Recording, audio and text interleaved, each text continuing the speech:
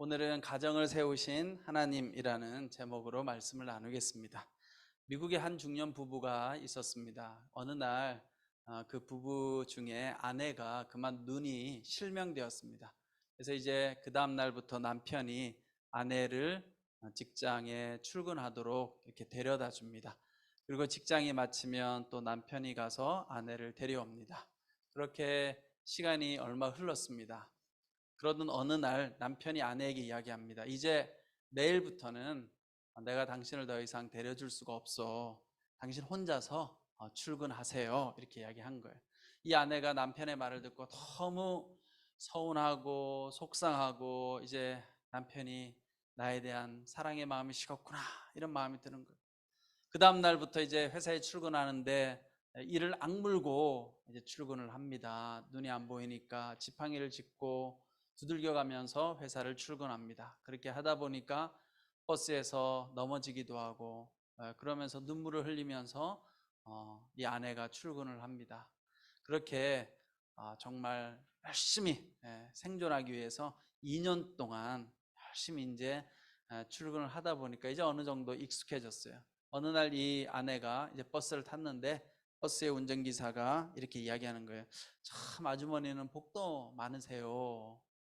남편이 같이 버스에 타서 앉아 있고 또 버스에서 내려서 회사에 들어갈 때는 남편이 말없이 뒤에서 따라가지고 그리고 회사에 들어가는 것을 뒤에서 보면서 등 뒤에서 말없이 손도 흔들어 주니 참 아주머니는 행복한 것 같아요.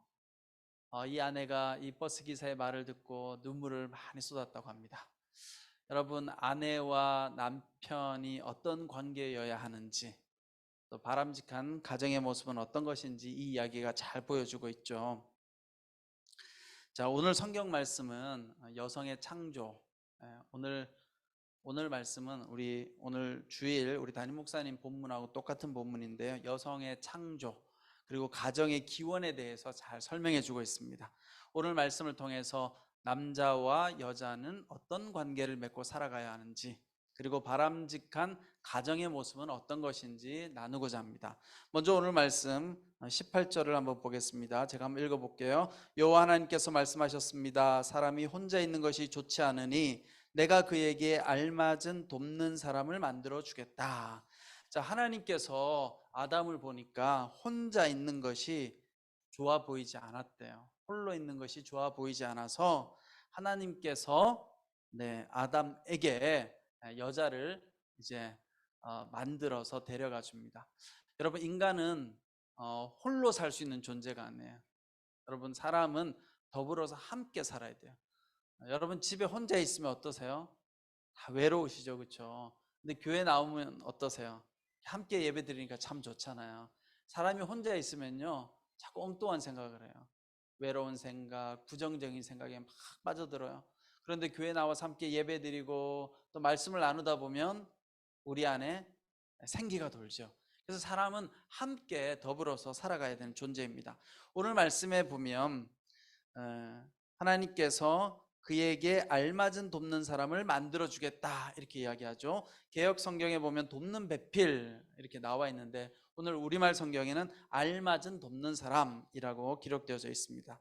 자, 이 돕는 배필이라는 말을 히브리어로 에제르 크네그도라고 이야기합니다. 에제르 크네그도. 에젤 들어보셨죠? 에젤 선교할 때 에젤 그 말이 에젤이에요. 자, 이 에제르라고 하는 뜻은 뭐냐면 돕는 자, 지지자 이런 의미를 가지고 있어요. 또 이 에제르의 동사형 아짜르는 구원하다, 위험에서 구하다, 죽음에서 구하다 이런 뜻을 가지고 있습니다. 그러니까 이 돕는다라는 말은 굉장히 중요한 말이죠. 위험에서 구해주고 죽음에서 구해주는 사람을 여성이라고 이야기하는 거예요. 참 훌륭하죠, 그렇죠? 근데 이 돕는다라는 단어를 구약 성경에 보면 하나님께서 이스라엘 백성을 돕는다라고 할 때 이 똑같은 단어를 써요. 에제르. 그러니까 우리 여성은 어떤 존재냐? 남성을 도와주고 구원해 주는 하나님께서 마치 연약한 이스라엘을 돕는 것처럼 남성을 돕고 구원해 주는 그런 존재가 바로 여성이라는 거예요.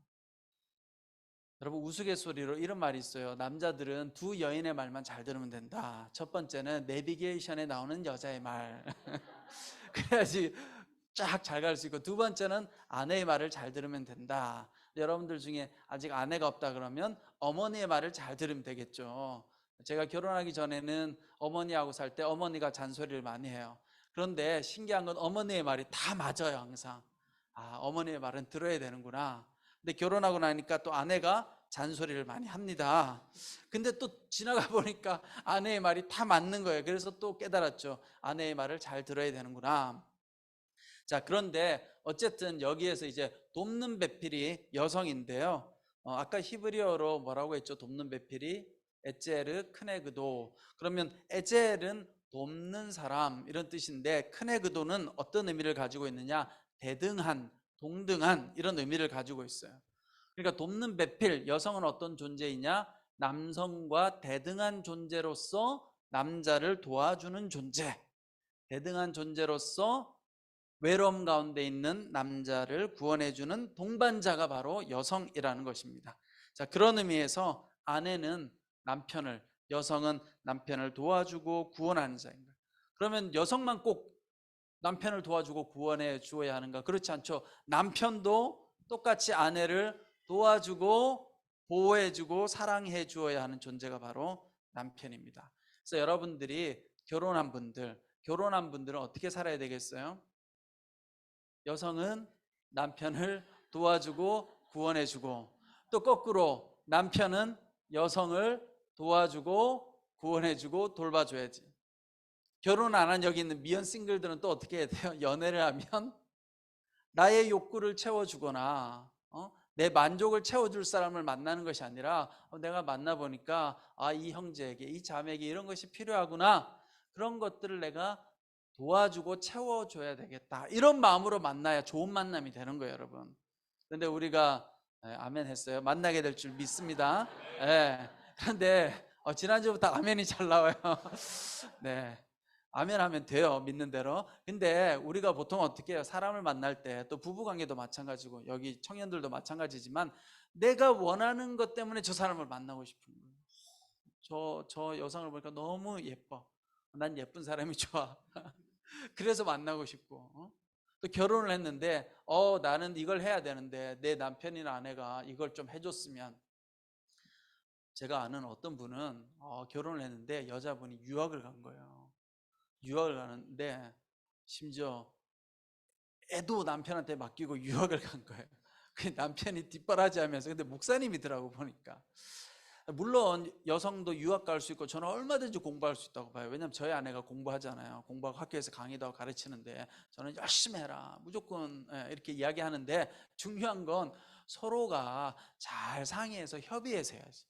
나는 내 꿈은 유학 가서 교수가 되는 거야, 난 무조건 해야 되겠어, 그러고 그냥 탁 가버리면 어떻게 돼요?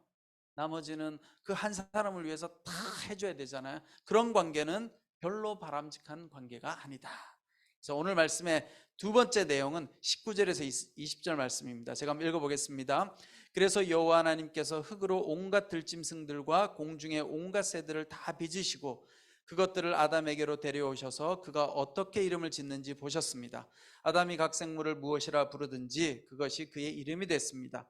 아담이 모든 가축과 공중의 새와 모든 들짐승에게 이름을 지어 주었습니다. 그러나 아담은 자기에게 알맞은 돕는 사람을 찾을 수 없었습니다.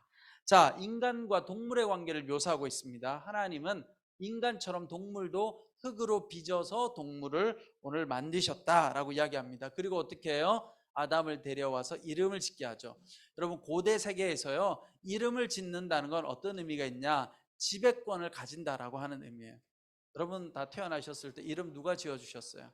부모님이 짓잖아요. 내가 우리 자녀를 양육하고 자녀를 어쨌든 키우니까 이름을 짓잖아요. 마찬가지로 인간에게 동물의 이름을 짓겠다는 건 인간에게 동물을 맡겼다는 거죠.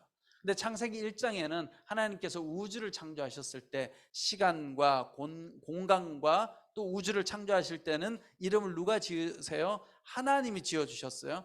그러니까 우주는 하나님의 관리하에 있는 거예요. 근데 동물은, 이 피조 세계는 누구에게 관리권을 주셨어요? 인간에게 주셨죠. 그러니까 그러니까 인간은 동물을 잘 돌보고 관리해야 되는 거예요. 함부로 대하면 안 되는 거죠. 예. 자연도 마찬가지고 여러분과 제가 오늘날 자연과 동물을 아끼고 잘 돌봐줘야 되는데, 여기서 중요한 건 잘 돌봐주는 거에서 끝나야지 내 영혼의 반려자를 삼으면 안 되는 거예요. 근데 오늘 우리 사회에 반려동물이라는 게 있잖아요. 반려동물을 키우는 거는 좋아요. 정서적으로도 좋고 동물을 잘 사랑하고, 근데 너무 그 동물한테 마음을 쏟아가지고 내가 배우자한테 다 해야 될 도리를 심지어 남편보다 더 이렇게 동물한테 해주면 그건 바람직하지 않다. 내 영혼의 짝이 될 수 없다. 여러분 명심하셔야 돼요. 반려동물에게 너무 사랑을 주면 나중에 상처받아요. 보니까 반려동물이 인간보다 오래 못 살잖아요. 어쨌든 죽으니까 너무 이게 막 힘든 거야. 거의 뭐 우울증 걸릴 정도로. 그래서 여러분들 잘 구분해야 된다. 그래서 오늘 아담도 동물의 이름을 지어주면서 여기 짝이 있나 없나 살펴봤다는 거 아니에요. 오늘 20절 말씀에 보니까 그러나 아담은 자기에게 알맞은 돕는 사람을 찾을 수 없었습니다. 동물들의 이름을 지어주면서 여기 내 짝은 없나 했는데 발견하지 못했다는 거죠. 자, 그래서 중요한 건 여러분, 동물이 우리의 영혼의 배필이 될 수 없다. 사람이 요즘 외롭고 한국 사회도 1인 가구가 많아지다 보니까 자꾸 동물한테 마음을 주는 거예요. 동물을 사랑하고 키우는 건 좋은 거예요. 그러나 여러분들 항상 동물이 우선순위가 되면 안 돼요. 하나님, 그리고 그 다음 뭐예요? 내 영혼의 짝을 찾아야 된다. 자, 세 번째 말씀은 21절에서 23절 말씀입니다. 제가 한번 읽어보겠습니다. 여호와 하나님께서 아담을 깊은 잠에 빠지게 하시니 그가 잠들었습니다. 하나님께서 그의 갈비뼈 하나를 취하시고 살로 대신 채우셨습니다. 여호와 하나님께서 아담에게서 취하신 갈비뼈로 여자를 지으시고 그녀를 아담에게로 데려오셨습니다. 아담이 말했습니다. 드디어 내 뼈 가운데 뼈요 내 살 가운데 살이 나타났구나. 이가 남자에게서 취해졌으니 여자라고 불릴 것이다. 자, 22절에서 23절에는 여성의 창조 과정이 나오죠. 자, 하나님께서 아담을 깊이 잠들게 만드시고 아담의 갈비뼈 하나를 취해서 여성을 만듭니다. 자, 이때 아담은 깊은 잠에 빠졌죠. 깊은 잠에 빠졌다는 것은 완전히 무의식 상태에 들어간 거예요. 그러니까 하와를 창조할 때 아담은 아무런 역할을 못한 거죠. 그러니까 여성을 창조할 때 남성은 아무런 역할을 하지 않고 누가 했어요? 하나님께서 창조하신 거예요. 하나님의 신비로 인간은 창조되었다라는 것을 알 수 있습니다. 자, 그런데 여기서 중요한 건 왜 하나님께서 아담의 갈비뼈로 여성을 만드셨을까? 알 수는 없어요. 성경은 해부학 책도 아니고 생물학 책도 아니니까 왜 그랬을까 알 수 없지만, 많은 주석가들이, 오늘 우리 담임 목사님도 말씀하셨는데 주석가들이 많은 주석을 했는데 가장 그 중에 좋은 해석이 이런 거예요. 하나님께서 아담의 머리뼈로도 안 만드시고 아담의 머리뼈로 만들었으면 여성은 내 머리보다 위에 있으니까 이러고 높여야 되고, 또 아담의 발의 뼈로도 만들지 않았다는 거예요. 발의 뼈로 만들었으면 내 발로 만들었으니까 나보다 밑에 있지. 그렇지 않고 뭘로 만들었어요? 중심에 있는 갈비뼈로. 그러니까 가장 보호해주고 사랑해주고 밀접한 존재라는 의미를 가지고 있는 거예요. 그러니까 남성들은 여성을 어떤 존재로 바라봐야 돼요? 내 밑에 있는 존재도 아니고 내 위에 있는 존재도 아닌 대등한 존재다, 이런 마음으로 여성을 대해야 되는 거예요. 여성은 남성을 돕는 배필로서의 사명을 가지고 또한 이 땅에 왔죠. 그러나 여성은 남성에게 예속되는 존재가 아니라 동등한 인격을 가진 존재다 라는 것을 알고 있어야 돼요. 그래서 우리가 결혼할 때, 결혼하신 분들은 서로 동등한 존재로 대해주시고, 아직 결혼 안 하신 분들은 어떻게 해요? 동등한 존재로 만나야 돼요. 우리 형제들 너무 떠받들지 마세요. 인생이 피곤해져요. 또 우리 자매님들 너무 나한테 공주처럼 모셔줄 사람을 찾지 마세요. 건강하지 않은 관계. 아니, 내 주변에는 다 공주처럼 대해주는데 왜 나한테는 그러지 않는 거야?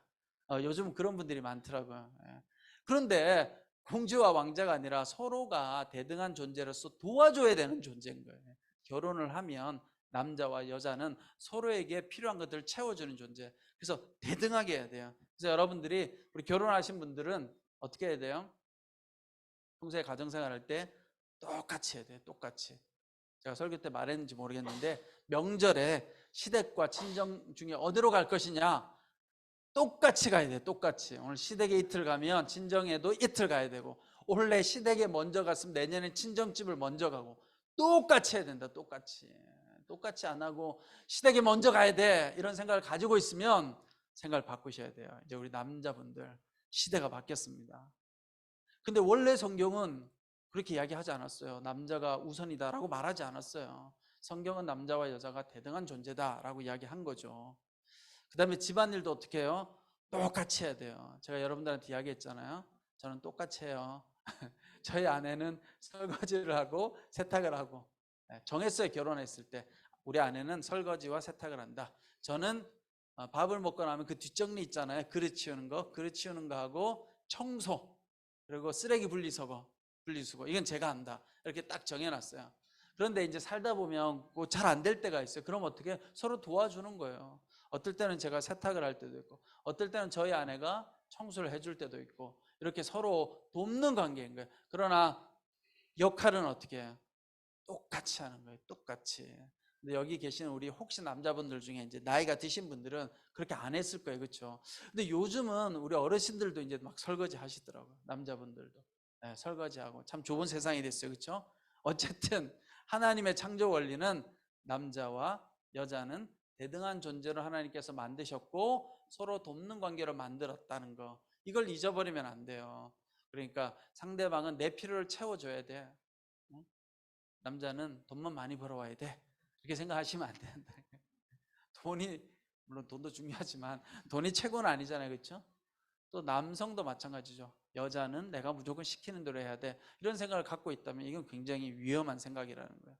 그래서 오늘 성경 말씀은 똑같이 하나님께서 사랑하고 보호해 주라고 갈빗대로 여성을 만드셨다. 그래서 오늘 23절에 보니까 아담이 여자를 보았을 때 어떻게 이야기합니까? 드디어 내 뼈 가운데 뼈요 내 살 가운데 살이 나타났구나. 이가 남자에게서 취해졌으니 여자라고 불릴 것이다. 아담이 하와를 만나고 나서 엄청 기뻐하죠. 그렇죠? 근데 뭐 아담만 그렇나요? 여성도 남자를 만나면 엄청 기뻐하죠. 이게 당연한 거야.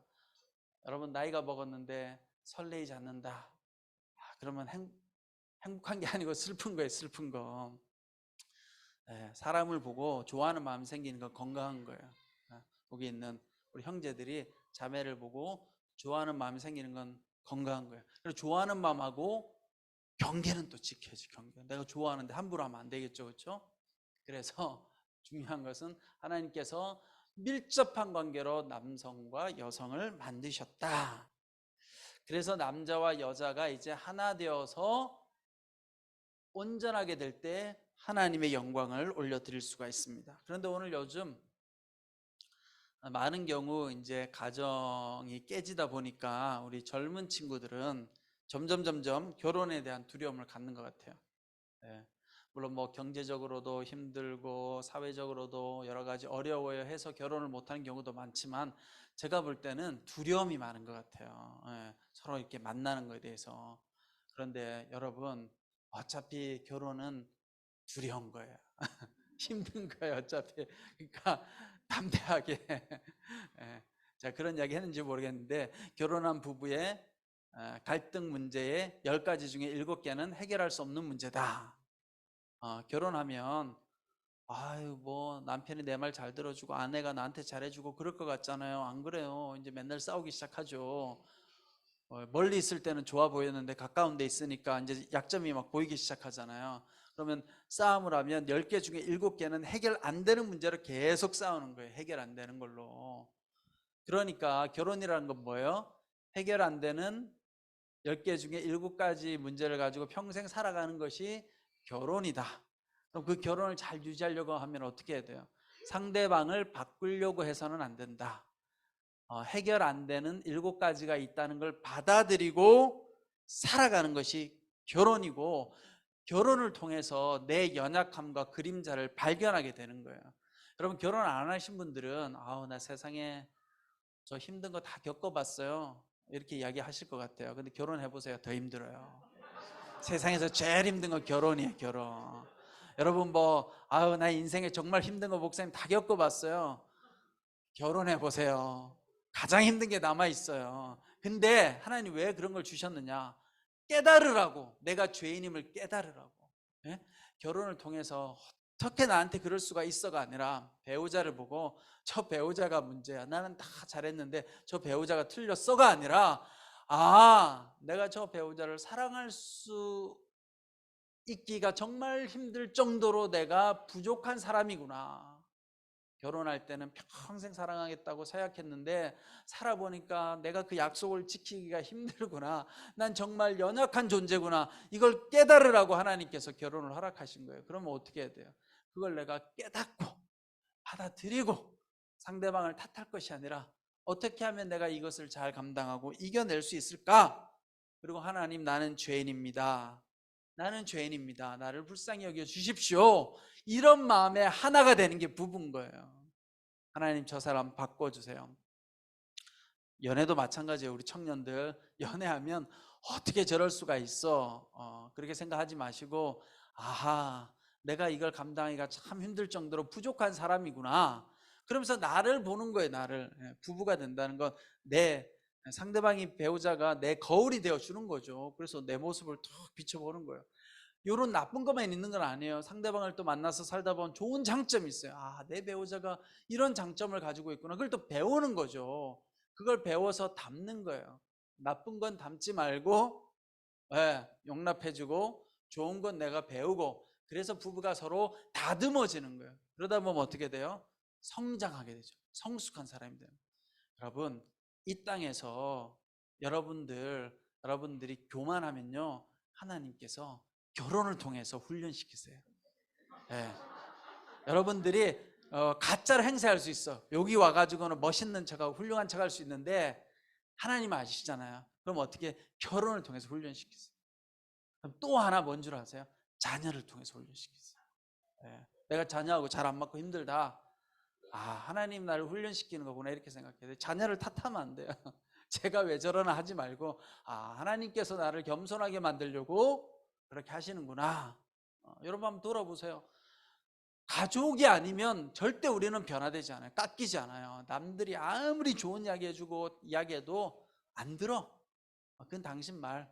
그러나 가족 때문에 힘들면 여러분 어떻게 해요? 하나님 앞에 겸손하게 무릎 꿇을 수밖에 없는 거예요. 하나님, 나를 도와주십시오.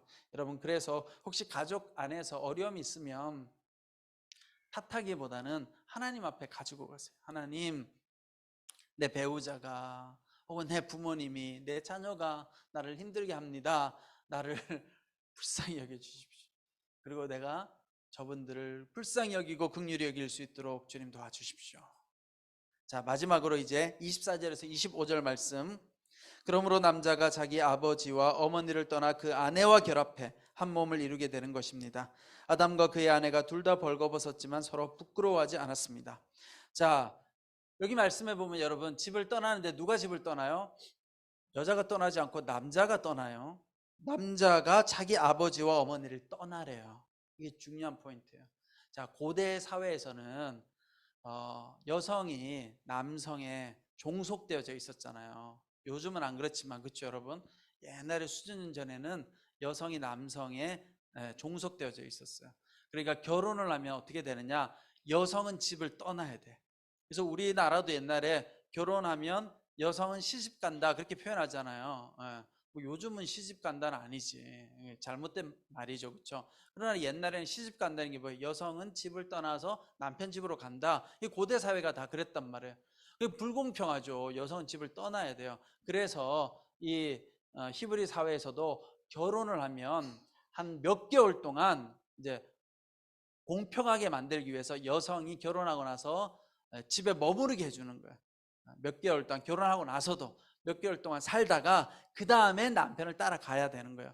자, 그러면 결혼은 했는데 여성이 집에 머무르고 있으면 남편이 어떻게 해야 돼요? 여자를 만나려고 하면 자기 집을 떠나가지고, 그렇죠, 처가댁으로 가야지. 그래가지고 여성이 있는 곳에 가서 같이 지내야 되는 거예요. 그러니까 남자는 아버지와 어머니 집을 떠나야 되는 거예요. 그래서 이 말씀이 있는 거예요. 이게 사회학적인 해석이고, 영적으로 해석하면 결혼이란 무엇이냐? 남자와 여자가 부모님으로부터 독립하는 거예요. 정신적으로도 독립하고 경제적으로도 독립하고 모든 면에서 독립하는 것이 바로 결혼이다. 그래서 독립하려고 하면 어떻게 해야 되겠어요? 부모님이 자녀를 독립할 수 있도록 보내줘야죠. 자녀가 부모를 떠나기는 어려워요. 왜냐하면 평생 나를 키워주셨잖아. 부모님이 떠나보내야 되는 거죠. 제가 예전에 공동체 할 때 어떤 성도님 그러는 거예요. 아들이 결혼을 했는데 전화를 안 한다는 거예요. 며느리가 전화를 안 하는데 너무 괘씸하고 화가 난대요. 그래서 이제 이번 주에 부르기로 했대, 혼내려고.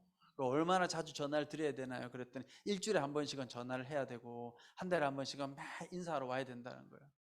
그래서 제가 그 이야기를 쭉 듣고 있다가 속으로 그런 생각이 들었어요.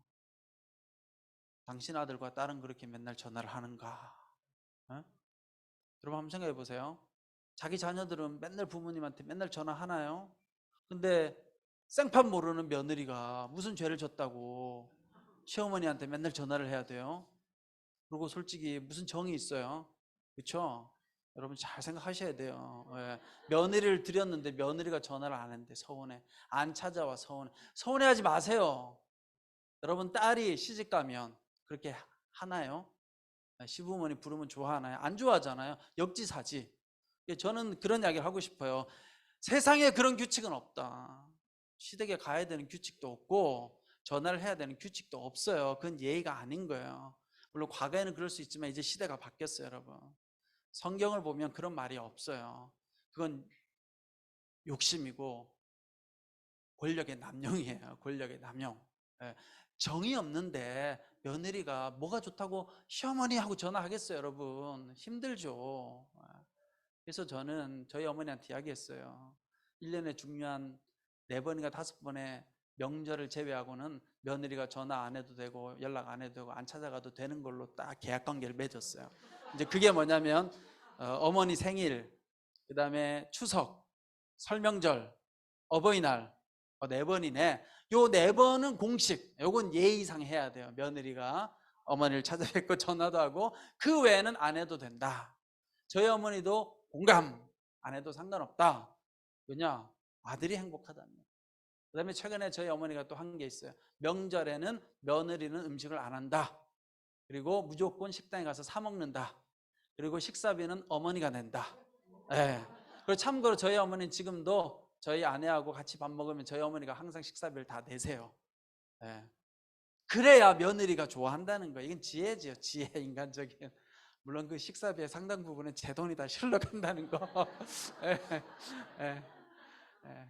그래서 여러분 중요한 건 절대적인 건 없어요. 시댁이니까 이렇게 해야 되고 뭐 친정댁에 이렇게 해야 되고 여러분 그런 거 다 없애야 돼. 기독교가 잘못된 허례의식 속에 우리가 빠져 있잖아요. 대등한 존재인 거예요. 대등하게. 그 다음에 용돈, 제가 아내하고 정했어요. 시댁과 친정에게 어떻게 대하느냐, 모든 건 똑같이 한다. 만약에 시어머니한테 용돈을 50만 원 드리면 장모님한테도 똑같이 50만 원이 간다. 이렇게 딱 정해놨어요, 저는.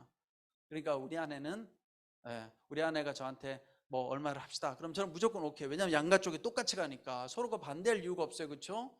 높은 액수를 매기면 높은 액수가 똑같이 가고 낮은 액수를 매기면 그러면 무슨 여러분 액수를 매기겠어요? 높게 하지. 우리 부모님 위한 건데. 그래서 여러분 성경의 원리는 뭐냐? 똑같이 해야 되는 거예요. 똑같이. 그래서 처음에 하나님께서 아담과 하와를 창조했을 때는 벌거벗었지만 부끄러워하지 않았대. 이게 부부의 이상적인 모습이죠. 그렇죠? 여러분 결혼하면 부부들이 집에서 벗고 있어도 안 부끄러워요. 속옷 차림으로 다녀도 안 부끄럽죠. 그런데 오늘날 어떻게 됐어요? 우리는 부끄러운 존재가 됐어요. 죄로 인해서 결혼을 하면 옷을 입고 벗고가 중요한 것이 아니라 인간적인 죄악 때문에 서로에게 부끄러운 존재가 됐어요. 부끄러운 행동을 해요. 말에 실수를 하기도 하고 상처를 주기도 하고 그렇게 우리는 다 부끄러운 존재로 살아가요. 그러면 부끄럽지 않은 존재로 가려고 하면 어떻게 해야 돼요? 하나님 앞에서 서로가 죄인임을 고백해야 돼요. 그래서 여러분 부부 문제가 있잖아요. 그러면 제가 늘 해드리는 이야기가 있어요. 부부 문제가 있으면 상담실 가서 해결하려고 하지 말라. 잘 들으셔요. 역설적인 이야기예요. 여러분 부부 갈등이 있으면 상담실 가서 그 문제를 해결하려고 하면 안 돼요. 해결하려고 하면 어떤 게 생기느냐, 상담사 선생님을 모셔놓고 선생님 우리들 중에 누가 잘못했는지 가려주세요 뭐 이런 거거든요. 남편이 문제예요. 또 남편은 우리 아내가 문제예요. 자, 그러면 그거 상담사 선생님이 알려주면 어떻게 될까요? 부부 문제가 해결돼요? 해결 안 되지. 둘 중에 한 사람은 잘못된 사람이 되니까. 그러니까 만약에 상담을 받는다면 왜 상담을 받아야 되느냐, 우리 둘 다 문제가 있는데 문제가 있는 걸 인정하게 해주세요. 인정하게. 이게 중요해요. 나도 죄인이고 우리 아내도 남편도 죄인이다. 서로가 받아들여서 아, 우리가 서로에게 상처를 주는 존재구나. 그걸 받아들이는 게 중요한 거예요. 여러분 거기에 하나가 돼야 돼요, 부부가. 그 다음에 또 뭘로 하나가 돼야 되느냐, 하나님의 은혜가 아니고서는 이 문제를 해결할 수 없구나. 여기에 연합이 일어나야 되는 거예요, 부부가. 그러면 부부가 한 신앙을 가지고 있어야 되겠죠. 기독교 신앙. 그래서 아, 우리가 하나님 앞에서 죄인이구나. 우리 두 사람 다 하나님의 은혜가 아니면 서로가 서로를 용납하고 살기 힘들구나. 여기에 하나가 되는 거예요. 여러분 오래 살면 내 배우자가 내 마음 다 알아주고 맞춰준다, 그런 착각 버리세요. 혹시 아직도 그런 생각 가지고 있으면서 당신 아직도 내 마음 몰라, 내가 말을 해야 알아, 그게 지금 몇 년인데, 그런 분들이 있죠. 한 20년 하다가 이렇게 이야기하더라고. 제가 좀 속된 말 하면 저 새끼 나쁜 놈이야 이러고 이제 나 이제 포기했어. 그러면 안 돼요. 나쁜 놈이 아니라 안 되는 거야, 안 되는 거. 그러니까 20년 흘러가서 상처받고 포기하지 마시고 아, 이게 안 되는 거구나. 상대방이 날 무시해서가 아니구나. 우린 둘 다 죄인이어서 힘들구나. 어떻게 해야 돼? 하나님의 은혜로 살아갈 수 있도록 하나님, 내가 내 배우자를 볼 때마다 불쌍한 마음이 들게 해주십시오. 아니, 배우자를 보는데 미우면 안 되잖아요. 불쌍해야지. 아, 저 사람도 잘 살아보겠다고 나랑 결혼했는데 저렇게 하네. 제가 그런 마음을 갖고 살아요. 우리 아내를 보고 내가 사랑한다고 서약하고 했는데 내가 그렇게 못해줬네. 참 내가 한심한 존재구나. 제가 그런 생각을 할 때가 있어요. 야, 그러니까 이거 결혼 서약 함부로 할 게 아니에요. 결혼 안 하신 분들 잘 들으세요. 서약할 때 진심을 다해서 하나님 앞에 정말 기도하고 해야 돼요. 나중에 못할 말들, 못 지킬 말들이 사실은.